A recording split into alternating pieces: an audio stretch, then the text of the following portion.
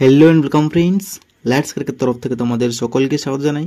আজকে আমরা অনুপাত ও সমানুপাত অর্থাৎ রেশিও এন্ড প্রপোর্শনের বেশ কয়েকটি ইম্পর্টেন্ট কোশ্চেন্স নিয়ে আলোচনা করব, যেগুলি প্রিভিয়াস ইয়ার থেকে নেওয়া হয়েছে এবং এই অঙ্কগুলি পরীক্ষার হলে স্মার্টলি কয়েক সেকেন্ডে কিভাবে করা যায় তা দেখে নেব। দেখো first question, a:5 = b:7 = c:8 হলে a + b + c by a এর মান কত? এটি WBCS থেকে কালেক্ট করা হয়েছে। তাহলে দেখো আমি যদি লিখি নি a/5 রেশিও দেওয়া রয়েছে, তার মানে বাই লিখতে পারি আমি। তাহলে এখানে হলো b/7 = হলো c/8, আর এই পুরোটা আমি সমান কে ধরে নিলাম। তাহলে এখানে a/5 = কে পেলাম, তাই না? b/7 = কে পেলাম এবং c/8 = কে পেলাম। তাহলে a এর মান হচ্ছে 5k, b এর মান হচ্ছে 7k এবং c এর মান হচ্ছে 8k। তাহলে a এর মান, b এর মান, c এর মান তিনটি পেলাম এখানে। তাহলে এরপর আমি অ্যাপ্লাই করি এখানে a + b + c by a। তাহলে a এর মান পাচ্ছি 5k, b এর মান পেয়েছি 7k এবং c এর মান পেয়েছি 8k। তাহলে নিচে হলো a এর মান, তাহলে এখানে 5k। আচ্ছা, এবার পুরোটা যোগ করে নিই। তাহলে 8 এর সাথে হলো 15, 15 5 হলো 20, তাহলে 20k হলো, নিচে হলো 5k, তাই না?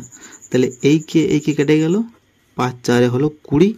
তাহলে কত হলো অ্যান্সার না 4। দেখো 4 অপশন এ তে রয়েছে, তাহলে option A is the correct answer. বোঝা গেছে? পরের কোশ্চেনে চলে যাই। দেখো second question, p:q = r:/s = t:/u হচ্ছে 2:3 হলে এই পুরোটার মান কত? তাহলে আমি লিখতে পারি p:/q হচ্ছে 2:3, r:/s মানে হচ্ছে 2:3 এবং t:/u এর মান হচ্ছে আমাদের 2:3। তাহলে p এর মান হচ্ছে 2, q এর মান 3, ঠিক সেই মতো r এর মান হচ্ছে 2, s এর মান হচ্ছে 3, t এর মান 2, u এর মান 3। তাহলে আমি তিনটি মানে পেয়ে গেলাম।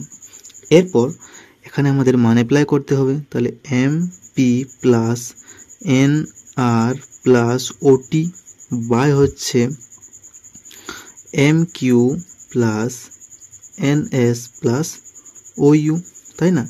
তাহলে m এর মান তো এখানে দেওয়া নেই, তাহলে আমি mটা m থাকলো, ইন্টু দিলাম। p এর মান কত হচ্ছে না, p এর মান পেয়েছি 2, তাহলে এখানে 2 দিলাম, প্লাস হলো n এর মান দেখো দেওয়া নেই, তাহলে আমি কি করব,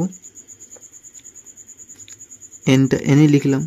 r এর মান কত দেওয়া রয়েছে 2, তাহলে এখানে ইন্টু দিয়ে 2 দিলাম, প্লাস এখানে ও এর মান তো দেওয়া নেই, তাহলে টি এর মান দেওয়া রয়েছে, টি এর মান কত না 2। এরপর এম এর মান এখানে m দিলাম, কিউ এর মান কত পেয়েছি, কিউ এর মান পেয়েছি 3, তাহলে 3 প্লাস দিলাম। এন এর মান পেয়েছি এন এর মান তো কিছু নেই, তাহলে এর মান থাকলো এন। এস এর মান পেয়েছি 3, তাহলে 3 দিলাম। ও এর মান তো পাইনি, ও থাকলো। ইউ এর মান পেয়েছি 3, তাহলে 3 হলো। তাহলে দেখো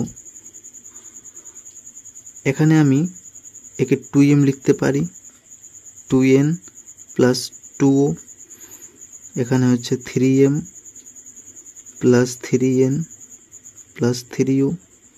তাহলে এখান থেকে আমি 2 কমন নিতে পারি, তাহলে হলো m + n + o, আর এখান থেকে আমি 3 কমন নিতে পারি, তাহলে m + n + o পেলাম। দেখো এই পার্টটি কেটে গেল, তাহলে রইল পরে 2/3, আর 2/3কে আমি 2:3 লিখতে পারি, তাই না? তাহলে এটি হলো আমাদের অ্যান্সার। দেখো অপশন বি তে দেওয়া রয়েছে, তাহলে option B is the correct answer. বোঝা গেছে? পরের কোশ্চেনে যাই। দেখো বলেছে 2:3 এর চতুর্থ সমানুপাতি নির্ণয় করো। তাহলে এখানে দেখো তিনটি সমানুপাতি দেওয়া রয়েছে, 2:3 দেওয়া রয়েছে, সমানুপাতি 3:x ধরে নিলাম আমরা। এটি হচ্ছে আমাদের চতুর্থ সমানুপাতি। তাহলে x এর মান আমরা কীভাবে বের করব না, একে বাই আকারে লিখে নিই। তাহলে 2/3 = একে 3/x লিখলাম। এরপর কোনাকুনি গুণ করতে পারি, তাহলে এখানে হলো 2x, এখানে হলো 3 3 9, তাহলে 2x ইকুয়াল টু 9 পেলাম, তাহলে x ইকুয়াল টু হচ্ছে 9/2, 2 দিয়ে যদি 9কে ভাগ করি তাহলে x ইকুয়াল টু হচ্ছে 2 4 8, 2 5 10, তাহলে 4:5। তাহলে xকে আমি ধরেছি চতুর্থ সমানুপাতি, তাহলে x এর মান পেয়ে গেলাম 4.5। তাহলে দেখো অপশন সিতে রয়েছে, তাহলে option C is the correct answer. এটিও ডাব্লিউবিসিএস থেকে কালেক্ট করা হয়েছে। তাহলে আজ এই পর্যন্তই, আশা করি তোমাদের বোঝাতে পারলাম। খুব শীঘ্রই নেক্সট কোনো টপিক নিয়ে নতুন ভিডিও নিয়ে আসছি, ততদিন সঙ্গে থাকুন এবং ভিডিওটি ভালো লাগলে অবশ্যই like, comment, share and subscribe করুন এবং পাশে থাকা বেল আইকনটি ক্লিক করুন। So take care, keep growing and stay motivated.